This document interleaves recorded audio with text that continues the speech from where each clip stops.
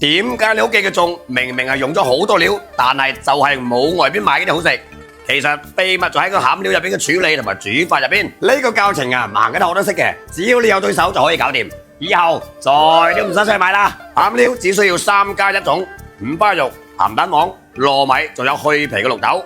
五花肉要揾阿豬肉榮買嗰啲3層樓咁高嘅，切成你中意嘅細細嚿，落啲鹽、白糖、白酒同埋五香粉，用你多餘嘅左手攪勻佢，醃4個鐘。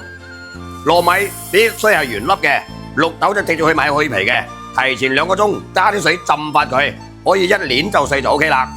晾乾水之後再嚟調味，落生抽1羹、老抽1羹、鹽1羹。好味嘅關鍵就係嚟一殼豬油，撈勻佢，嗰啲米就會滑滑啊、捋啊、鬼呀死咁滑。好多人根本就唔識得煮粽葉，唔怪之得整出嚟冇粽香啦。鍋入邊加啲清水，一啲鹽，一啲小蘇打，水滾煮佢10分鐘就搞掂。用你嘅耳仔聞下佢，有竹葉嘅清香味，先係廣東包粽嘅頂配。煮好之後用凍水一嚿一嚿洗乾淨佢，咁樣煮嘅葉啊，左搣右搣都唔會爛嘅。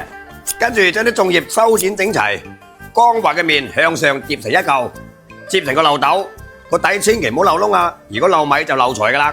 先鋪一層糯米壓實佢，再放啲蛋黃、靈魂嘅五花肉，最後再放啲糯米封頂。包嘅時候一手卡住個漏斗，另一隻手拖住個粽葉頭，往個漏斗上面冚起身，兩邊嘅粽葉對接壓緊，多出嚟嘅粽葉順勢接起身就 OK 噶啦。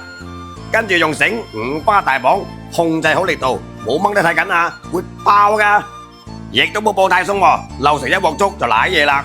咁樣包個粽，三角分明，你可以打幾多分呢？全部包好就排排坐食嗰個。煮粽最好係凍水落鑊，整體受熱更加均勻，粽香更濃。如果係滾水落鑊去煮，食起身就會夾生米噶啦。用大火煮佢2個鐘以上，煮完唔好即刻急住食，關火再浸佢4到5個鐘，先會更加軟和入味嘅。好啦，時間到啦。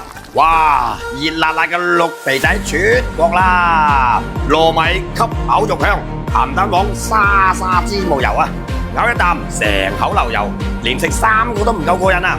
注意喎，食嘅時候千祈咪笑，因為呢個係廣東人成個月嘅早餐。